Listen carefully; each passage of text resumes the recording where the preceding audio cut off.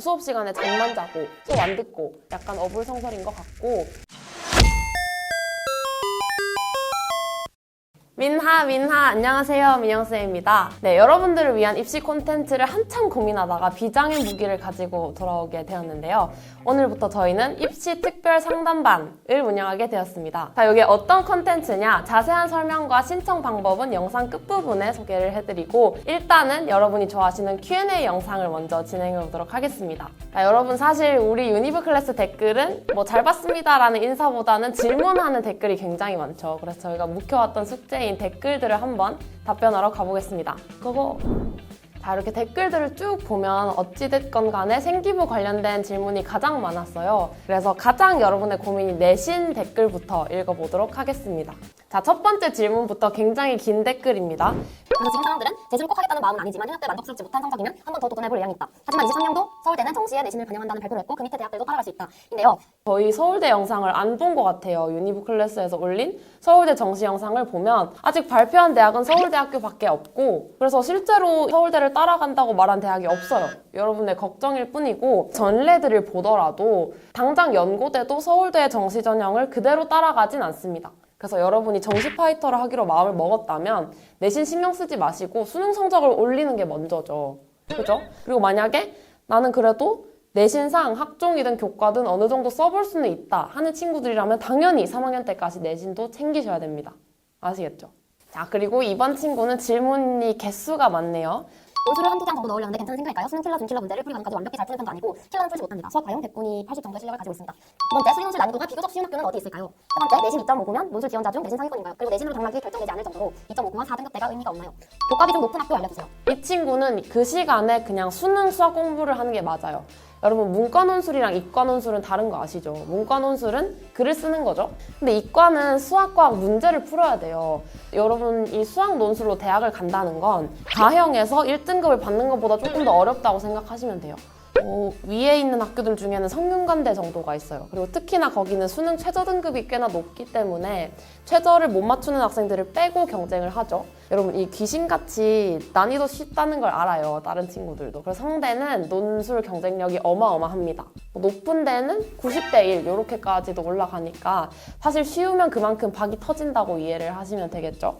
2.5랑 4는 아까 말씀드렸다시피 이과 논술은 수학 문제 한 문제 더 푸는 게 더 중요합니다. 교과 비중 높은 학교는 많아요. 저희가 유클에서 논술 영상도 올렸었는데 거기는 대학별로 쭉 훑어놨어요. 교과 비중을 확인하고 싶으면 입학처에 들어가서 그 모집 요강 있죠? 거기에 교과 반영 방법이 있습니다. 거기 들어갔을 때 4등급부터 점수를 훅훅 깎는 학교가 있어요. 5점, 4점 이런 학교는 지원하시면 안 되고 5등급 때도 비슷하게 깎는 학교들이 있어요. 9점, 8점, 7점 이 스케일로 그런 학교들은 지원을 하셔도 됩니다. 자, 다음으로는 내신 성적 관련 마지막 질문인데요. 일단 아예 막 5등급이었다가 2등급으로 떡상을 한 친구가 있으면 5등급을 빼고 봐요. 왜냐면 너무 심하게 차이가 나니까. 근데 3등급부터 2.4로 올라왔다 하면 빼고 보진 않는데 2.4의 비중을 훨씬 더 크게 두겠죠.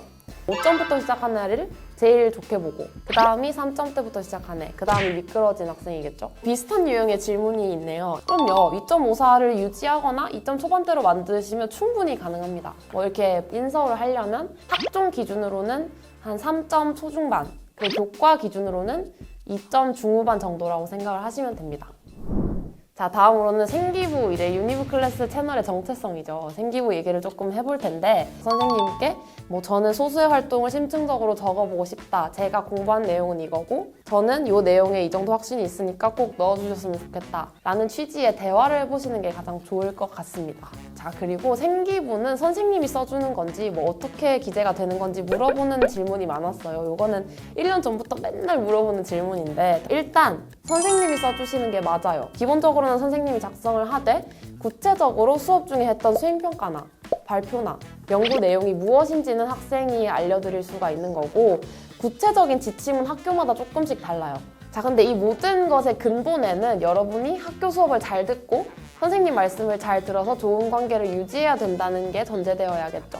수업 시간에 잠만 자고 수업 안 듣고 시험도 잘 안 보는데 생활기록부 잘 써주세요만 말씀드리는 거는 저는 약간 어불성설인 것 같고 다 학교 생활의 일환으로 잘 대화를 해보시길 바랍니다. 자, 그리고 생기부에 미반영되는 항목들이 굉장히 많아졌어요. 특히 우리 예비 고1 친구들 고민이 많았는데 여러분 이게 볼 수 있다고 하면 얼마나 찝찝하겠습니까? 그죠? 요건 아예 열람이 불가능합니다. 깔끔하게 열람 불가. 자, 다음으로는 일단 댓글을 읽어볼게요. 민영쌤 궁금한 게 있어요. 사회과목 관련해서 혼자 소논문을 작성해봤는데 그것도 생기부에 기재할 수 없나요? 자, 생활기록부에 제가 별점을 매겨가면서 어떻게 쓰면 좋은지 아주 친절하게 정리한 영상이 있습니다. 여기 걸어주실 텐데 영상 참고하면 뭐 동아리고 자율이고 진로고 항목별로 어떻게 기재를 하면 좋은지 자세하게 설명이 되어 있으니 복습하고 오시면 좋을 것 같습니다. 자, 그리고 동아리 관련된 질문도 있었는데 이거는 잘못된 정보예요, 여러분. 고2, 고3들은 자율동아리는 30자, 그리고 동아리는 500자가 들어갑니다. 고1 학생들은 자율동아리는 아예 없어졌고 동아리는 500자로 그대로 남아있어요. 그래서 여러분 500자 굉장히 중요합니다. 똑바로 알고 챙기셔야 돼요. 동아리 버리면 안 돼요. 그리고 학생의 가산점 질문도 있었는데요. 학생회는 가산점을 못 받나요? 받으려면 최소 몇 년은 해야 할까요? 저희는 반장 학생회가 동시 안 돼서 올해는 학생회만 했거든요. 사실 대학을 갈 때 리더십으로 대학을 가진 않아요. 이거는 엄청 옛날 얘기고 뭐 옛날에는 뭐 전교 회장하면 성적 안 보고 뽑고 뭐 이런 경우가 있었다고는 해요. 카더라로. 근데 요즘은 그런 건 없고 기본적으로 성적인데 리더십이 좋을 경우에 약간의 가산점을 줍니다. 이 가산점이 문제인데 가산점을 받는 건 별 방법이 없어요. 반장 2번 이상, 동아리 회장 2번 이상 전교 부회장을 하거나 전교 회장을 하거나. 그래서 가산점 받는 항목은 똑바로 알고 챙기시면 되고, 자, 그리고 생기부 관련 마지막 질문은 독서입니다. 고1이에요. 독서 활동에서 교과별로 여러 책을 읽고 독후감을 써서 넣을 수 있다고 하는데 골고루 넣는 게 좋나요? 아니면 진로 관련된 것만 올리는 게 낫나요? 이렇게 질문을 주셨어요. 자, 일단은 굉장히 신경 써야 되는 독서는 진로 관련 독서입니다. 당연하겠죠. 관련된 교수님들이 보시니까. 근데 사실 그 외 과목은 뭐 다 열심히 할 수는 없어요. 여러분 고등학생이 되면 내 시험 공부해야 되죠. 수행평가 해야 되죠. 학교 활동해야 되죠. 봉사도 해야 되고 친구들이랑 놀아야 되고 할 게 너무 많아요. 학원도 가야 되고 유니브 클래스도 봐야 되죠. 나머지는 예의상 챙겨주시고 가장 중요하게 다뤄야 되는 건 진로 관련된 영역입니다. 자, 다음으로 우리 학생들이 작년 한 해 아무래도 학교도 못 갔고 활동도 못 했고 여러모로 힘들었을 거예요. 그래서 요거는 조금 여러분이 걱정하는 것보다는 상황이 괜찮을 거다가 큰 골자입니다. 질문을 보면 출결이랑 활동이 있었어요. 근데 출결에서 그런 친구들이 많더라고. 막 지각 간 친구들.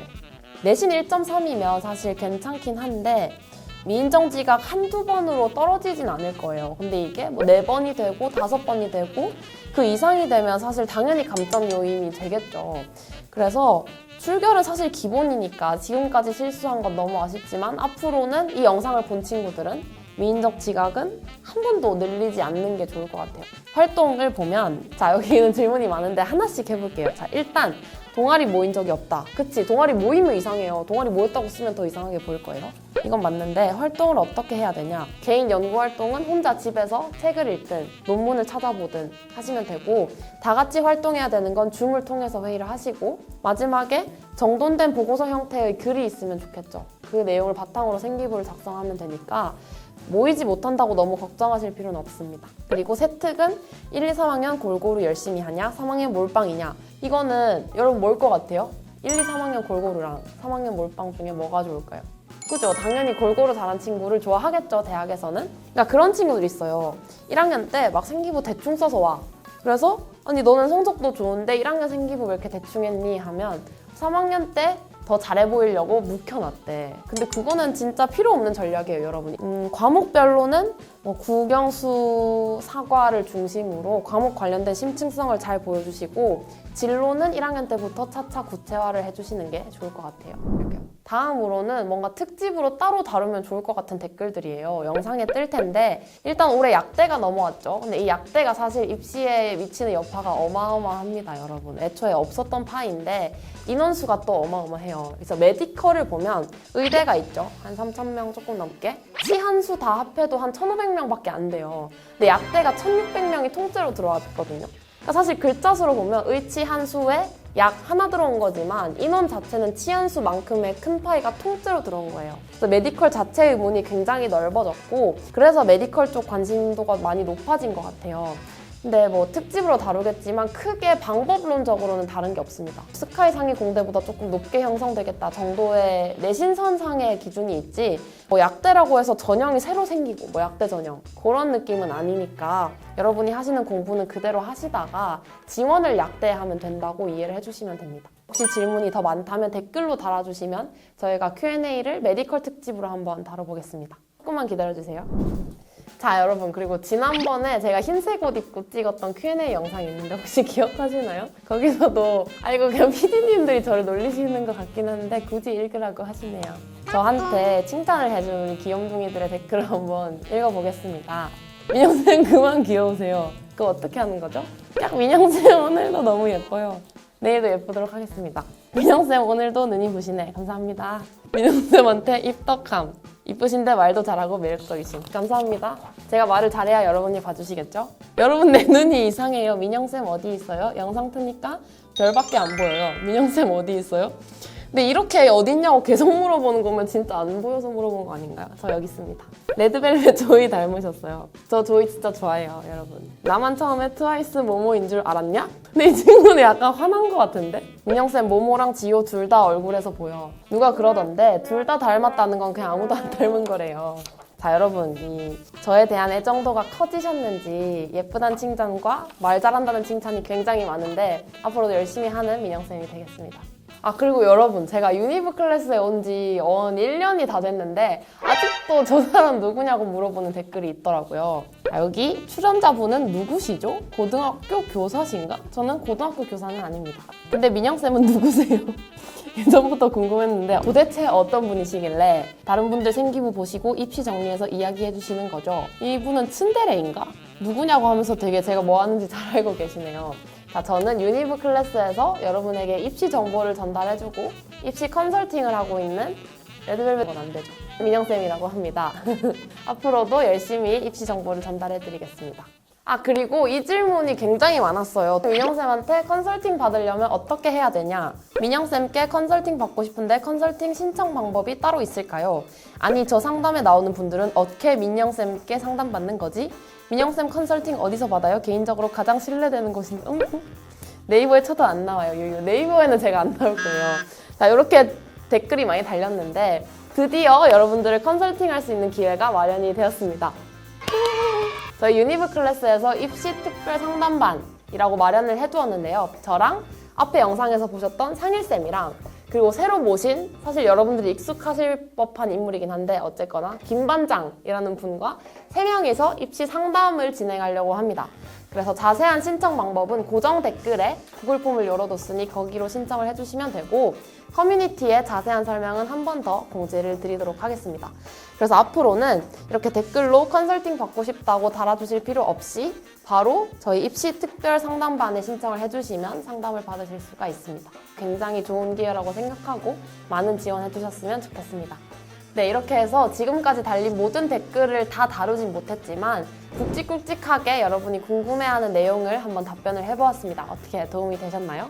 앞으로도 저희는 댓글이 조금 쌓이면 Q&A 영상으로 돌아오거나 아니면 틈틈이 입시 특별 상담반을 통해서 여러분들과 소통하도록 하겠습니다. 자, 그리고 여러분이 해야 할 일은 뭐다? 오늘 영상을 토대로 내신, 생기부 내용, 수능 공부까지 착실하게 열심히 공부하는 자랑스러운 유클 구독자들이 되시길 바랍니다. 그럼 저는 다음에 또 여러분들에게 도움될 유익한 영상으로 돌아오겠습니다. 안녕!